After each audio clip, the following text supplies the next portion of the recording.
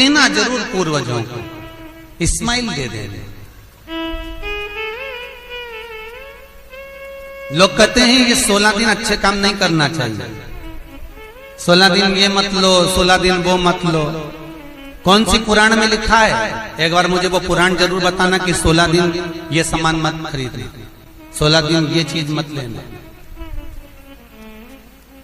क्योंकि शिव महापुराण में और शास्त्रों में वर्णन आता है कि 16 दिन श्राद्ध के हैं, ये पूर्वजों के हैं। आप पूर्वजों का नाम लेकर अपने पितरों का स्मरण कर कर तुम्हारी मर्जी पड़े वो खरीदो, तुम्हारी मर्जी पड़े वो लाओ, पर सबसे पहले उन पूर्वजों को सम्मान पूर्वक वो वस्तु समर्पित कर दो कि आपकी है, आपको संभालना है, आपने दी है, आपके द्वारा आई है। पूर्वज खुश होंगे। तुम्हें बढ़ता हुआ देखकर तो पितर खुद आशीर्वाद देते हैं। कौन माँ होगी जो अपने बच्चे को बद्दुआ देगी? कौन पिता होगा जो अपने बच्चों को बद्दुआ देगा? अगर माता पिता अपने बेटे को गाली भी देते हैं, बद्दुआ भी देते हैं, तो बाद में रोते हैं, आंख में से आंसू निकलती है। एक माँ अपने बेटे को चिल्ला देती है तो बाद में रोती है। अगर माँ अपने बच्चों पर हाथ उठा देती है तो बाद में रोती है। तो क्या मरने के बाद पितर तुमको बद्दुआ देंगे? नहीं, पितर आशीर्वाद देते हैं। बस इतना जरूर कहते हैं कि मैं छोड़ कर गया था रे, मैं तुझे देकर गया था रे, मुझे भूल क्यों गया? तू थोड़ा देता क्यों नहीं है? मेरे को अन्न का भाग देता क्यों नहीं है? बस वो याद करते हैं, वो आपसे मांगने की, क्योंकि आप उसके पुत्र हो, आप उसकी संतान हो, आप उसके वंश के हो, आपसे ललकता है उसको। किसी दूसरे से नहीं, प्रेम दीजिए। भले कोई किस भाव से आए, उसका आदर हो, का सम्मान। कई लोगों का प्रश्न होता है, गुरुजी हम 4 भाइयों का परिवार है, पर पितृ दोष मुझ पर ही क्यों आ रहा है? मैं ही क्यों तकलीफ भोग रहा हूं? मेरे को ही क्यों कष्ट आ रहा है? मेरे ही क्यों पांव दुख रहे हैं? मेरे घर में क्यों ऐसी परेशानी आती है? सबकी सब तो सुखी है। ध्यान रखना, पितरों का जिससे लगाव होता है और जिसको पितरों ने दिया होता है, पूर्वजों ने दिया होता है, भगवान ने दिया होता है, लालसा उसी से होती है। भीख मांगने वाला, भिक्षा मांगने वाला भिखारी भी होता है, भिक्षुक भी होता है। तो गाड़ी देख लेता है कि 4 व्हीलर गाड़ी से आया है तो सेठ जी 10 रुपया देगा। कोई पैदल जाता है तो भिखारी भी सोचता है बेचारा क्या देगा, उसके पास तो खुद नहीं, पाँव में चप्पल नहीं पहना है, फिर भी हाथ फैला देता है कि दे दे तो ठीक है, नहीं तो कोई गाड़ी वाला तो देगा ना मुझको। उसी तरह घर के पूर्वज, घर के जो आहूत होते हैं, घर के जो पितर होते हैं, घर के जो वासुक होते हैं, घर के जो पूर्वज होते हैं, आशा उसी से लगते हैं जो दे सकता है। जिसके पास है ही नहीं उससे क्या आशा रखेंगे? जिसके पास कुछ है ही नहीं उससे आशा रखना क्या?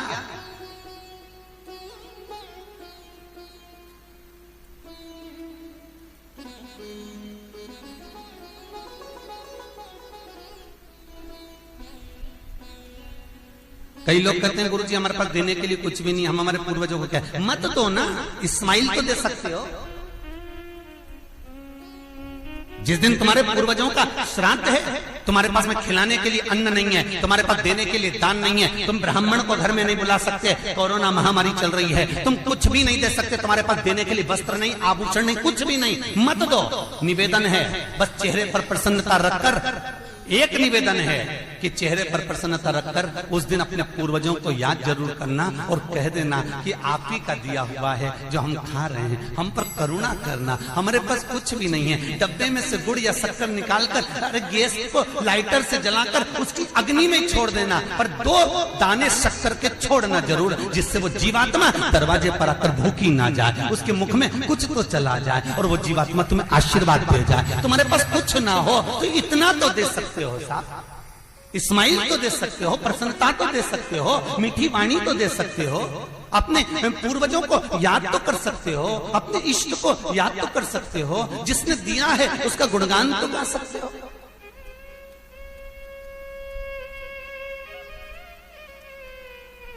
एक नई नवेली दुल्हन को पति ने एक नई नथनी लाके दे दी। कबीरदास जी लिखते हैं, नथनी दी यार ने तो दिया बखान। यार ने केवल एक नथनी लाकर दी है, पति ने केवल एक नथनी लाकर दी है, सोने की बड़ी सुंदर, सबको दिखा रही है, घूंघटे में उघाड़ उघाड़ कर दिखा रही है, मेरे पति ने दी है, झुमका बार बार दिखा रही है, मेरे पति ने दी है, मेरे पति ने दी है। एक नथनी मात्र 2000, 5000, 10,000, 20,000, 25,000, 50,000, 1 लाख, 2 लाख की नथनी पति देता है तो सारे जगत को दिखा देते हो। वो परमात्मा देता है तो किसको क्यों नहीं बोलते कि उसने दिया है, उस पूर्वजों ने दिया है। वो छोड़ कर गए थे तो हम खा रहे हैं, अगर वो छोड़कर नहीं जाते तो रोड पर मिल जाते। लोग कहते हैं हमारी माँ ने हमको क्या दिया, हमारे पिता ने हमको क्या दिया, सब उसको देकर चले गए। भले वो किसी को दे जाएं पर आशीर्वाद लिए बगैर मत जाने देना। भले वो कितना भी पक्षपात करें, भले वो कितनी भी बेईमानी करें, भले वो कितना भी कपट करें, वो सारी जायदाद उठाकर किसी को भी दे दें, पर उन माता पिता का सम्मान जरूर करना, क्योंकि वो मरते मरते आशीर्वाद जरूर दे जाएंगे कि मैंने तुझे कुछ नहीं दिया, ले मैं तुझे आशीर्वाद देता हूँ, और तुम्हें आशीर्वाद मिल गया तो तुम निहाल हो गए। वर चाहिए, आशीर्वाद चाहिए, धन दौलत नहीं। श्राद्ध पक्ष की कथा कहती है, ये श्राद्ध पक्ष का जो वर्णन गरुड़ पुराण में कहा गया कि जीवात्मा सबसे पहले जाती है तो घर पर जाती है, जैसे जट्ठा और मट्ठा की कथा।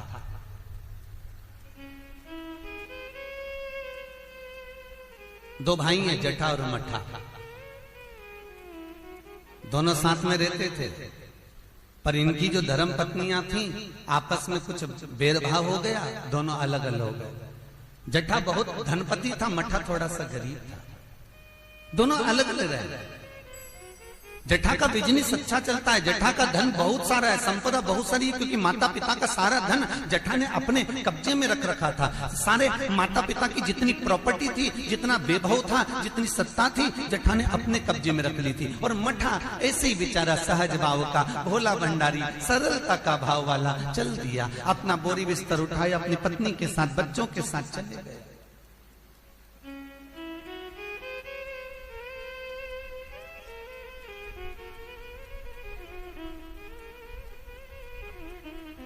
सोलह दिन श्राद्ध किया गया।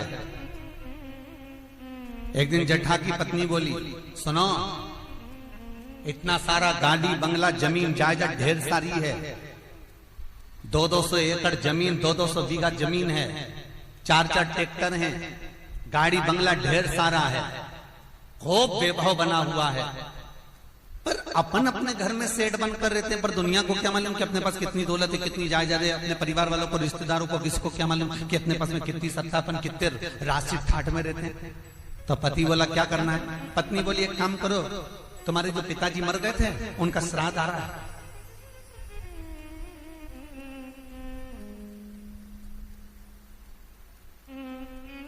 तुम्हारे जो पिता चले गए थे उनका श्राद्ध आ रहा है,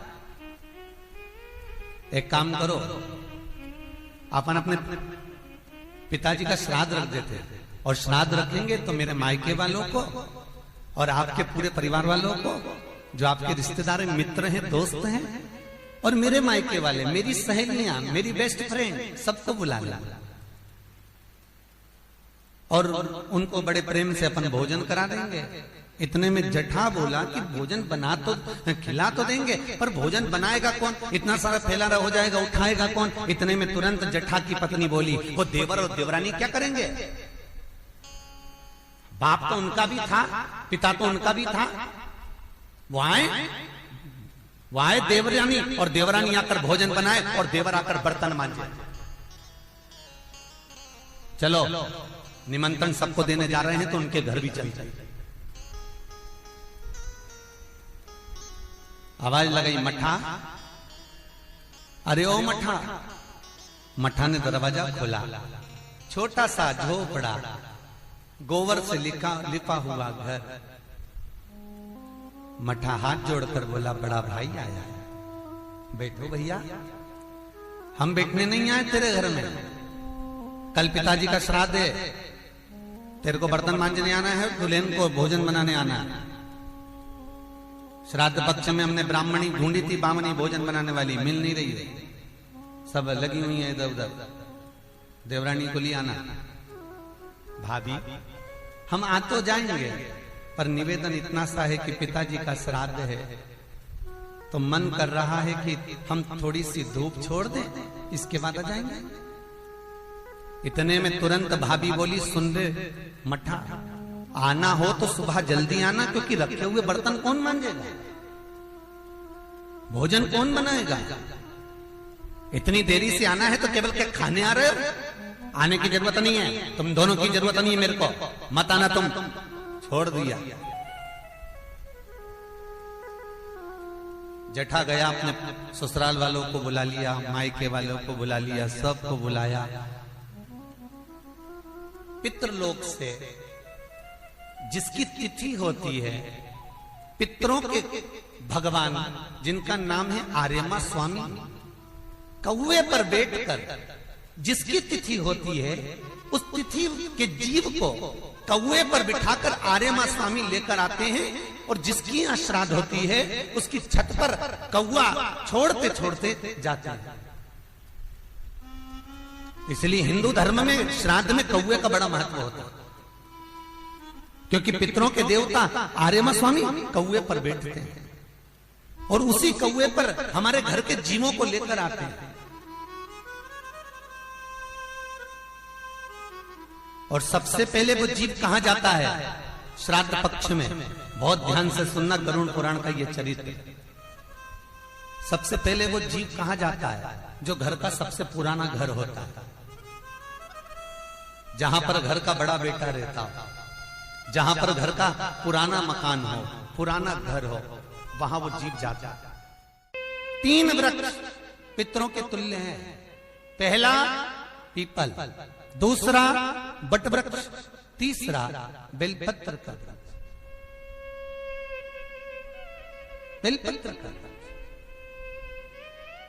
कभी अनायास श्राद्ध पक्ष में आप कुछ भी ना कर पाए, कुछ भी ना कर सकते हो, तो एक पत्ते के ऊपर कोई सा भी पत्ता ले लो, चाहे पान का ले हो, कोई पीपल का ले हो, कोई भी पत्ते के ऊपर एक पुड़ी, थोड़ा मीठा थोड़ा नमकीन रखकर अपनी कामना कर कर अपने पूर्वजों के लिए इन 3 वृक्ष के नीचे 16 श्राद्ध में किसी भी एक दिन आप वो भोजन को रखकर रह जाइए। अपनी कामना कर कर सुख का अनुभव होगा, पितरों को शांति मिलेगी।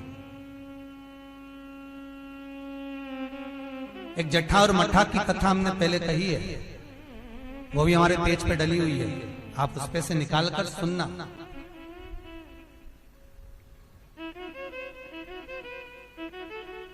उसमें भी हमने व्याख्यान वर्णन करा जट्ठा मट्ठा की कथा। 3 वृक्ष पितरों के तुल्य हैं, 3 पक्षी पितरों के तुल्य हैं, कौवा, हंस और गरुड़।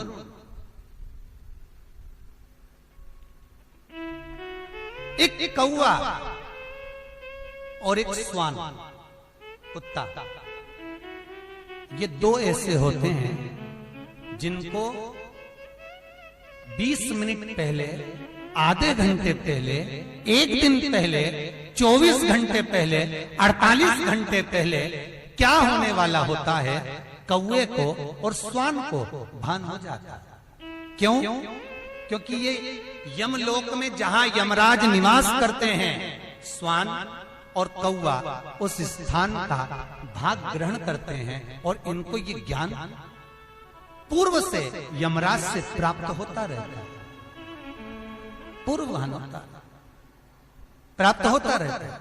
एक कौवा एक स्वान, कोई घटना घटने वाली होती है तो कुत्ता रोने लगता है,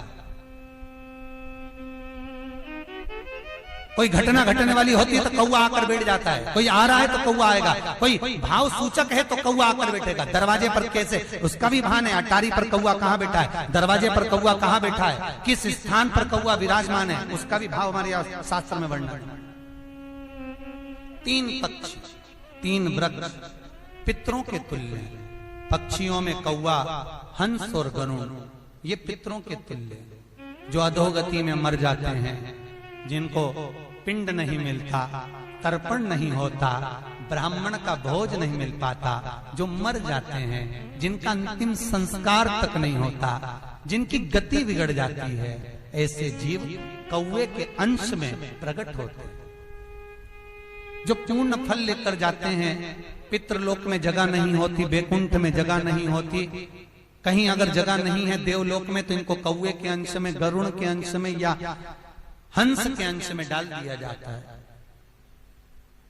महाराज फिर अगला वर्णन किया, 3 पशु, कुत्ता, गाय और हाथी, ये पितरों के तुल्य होते। शिव महापुराण की कथा कहती है अगर श्राद्ध पक्ष में गया नहीं जा सकते तो गाय के मुख में गयासुर ने वर दिया था कि गाय के मुख में अगर कोई गया नहीं आ पाएगा तो गयासुर 16 दिन गाय के मुख में निवास करेगा। और गाय के मुख में श्राद्ध के समय पर अगर कोई रोटी देगा, श्राद्ध के समय पर जो भाग देगा उसको गया जी में पिंड करने का पुण्य फल प्राप्त होगा। ये गयासुर का वर गौ माता के लिए था। तो गाय के मुख में 16 दिन तक गया क्षेत्र का पिंड का भाग प्राप्त होगा। कुत्ता, गाय और हाथी। स्वान को रोटी क्यों देते हैं? क्योंकि स्वान पितरों को अपना भाग प्रदान कर देता। स्वान रखता नहीं है, चुका देता। फिर 3 जलचर हैं महाराज जो पितरों के तुल्य हैं, मछली, कछुआ और नाग। पिंड जो बनाया जाता है वो पानी में दिया जाता है। मछली जिसको पाती है वो पितरों को प्राप्त होता है। कछुआ श्रावण के इस 16 श्राद्ध के अंतर्गत कछुआ यदि आपके दिए हुए भाग को पा लेता है तो वो जीव उसी समय पर तर जाए। और महाराज नाग वो भी पितरों के तुल्य माना। इन 3 पितरों के क्रम का वर्णन किया गया है। भगवान शिव ओगड़दानी बट का वृक्ष के रूप में ब्रह्मा को बना देते हैं और शंकर बटकेश्वर महादेव के रूप में विराजमान हो जाते हैं। ऐसा सुंदर प्रसंग शिव महापुराण में वर्णन किया। ब्रह्मा जी ने सृष्टि की रचना करी थी और सृष्टि की रचना करते करते ब्रह्मदेव ने सृष्टि की रचना करी, पितर भी बनाए। पितरों का स्थान ब्रह्मा जी बनाना भूल गए थे। पितरों का स्थान ब्रह्मा जी बैठे थे और पीठ से पितरों का निर्माण कर दिया। शंकर जी ने आकर पूछा, ब्रह्मा जी क्या कर रहे हो? ब्रह्मा जी बोले, मैंने किन्नर बनाए, नाग बनाए, गंधर्व बनाए, सब कुछ बनाए, इन पितरों का स्थान कहां बनाऊं? तब शंकर भगवान ने कहा, जिस कैलाश पर्वत पर मैं बैठता हूं और मेरे मस्तक पर जो चंद्रमा विराजमान होता है, उस चंद्र का चंद्रलोक मेरा ही लोक है। उस चंद्रलोक के ऊपर पितरों का स्थान बना दो। ब्रह्मा जी ने कहा, यदि मैं पितरों का स्थान चंद्रलोक के ऊपर बनाऊंगा तो आपको कष्ट होगा भोलेनाथ, आपको कष्ट होगा। शंकर भगवान कहते हैं, सुनो ब्रह्मदेव, मृत्युलोक में शिव मंदिर के अंदर शिवालय में जो जलाधारी टांगी जाएगी, जो जलाधारी शिवालय में टांगी जाएगी, और उस जलाधारी में मेरी 5 बेटियां विराजमान होगी, जया, विषहरा, श्यामली बारी, दौतली, देव। उस जलाधारी में मेरी 5 बेटियां रहेंगी, पर जो संसार का मनुष्य उस जलाधारी में जल डालेगा वो जल मेरे माध्यम से पितृलोक में पहुंच जाएगा। उस जलाधारी के जल की महत्वता। कई लोग कहते हैं कि श्राद्ध में ही तर्पण किया जाता है, कई लोग कहते हैं श्राद्ध पक्ष में तर्पण किया जाता है, कई लोग कहते हैं कि श्राद्ध पक्ष के अंतर्गत ही तर्पण का महत्व है। अरे भाई, बड़े बड़े यज्ञ अनुष्ठान, बड़े बड़े जो